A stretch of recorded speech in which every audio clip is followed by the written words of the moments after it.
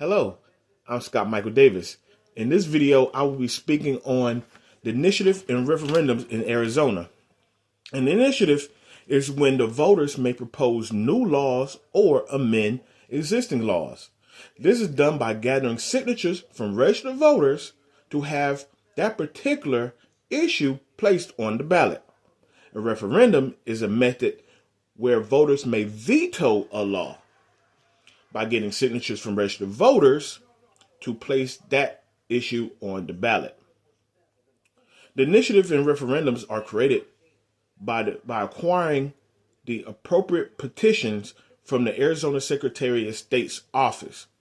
Then it is circulated to gain signatures from voters.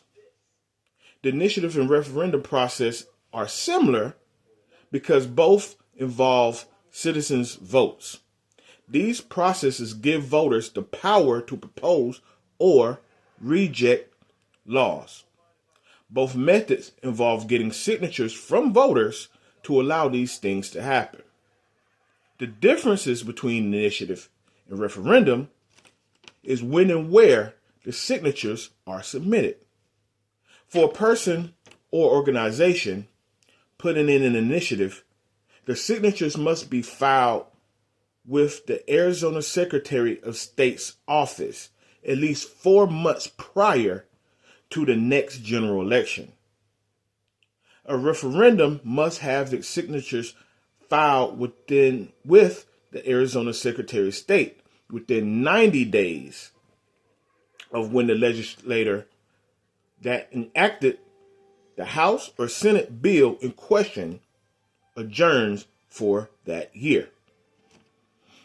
Okay, so now we have a few pros and cons of the initiative and referendums.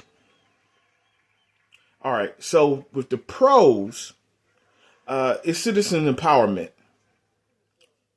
See, Arizona is a progressive state that we've talked about in our reading, so it is given direct influence to the citizens to influence law and policies. So checks and balances is also given to the registered voters of Arizona.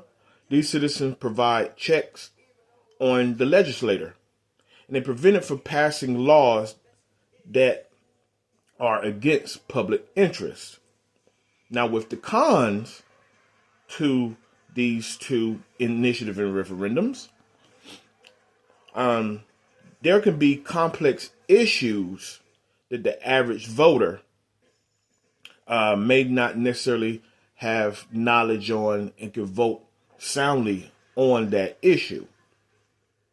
Now, we can have big time corporations or wealthy individuals that have their own interest in mind that they would like to promote, and they could come in and push their agendas onto the election.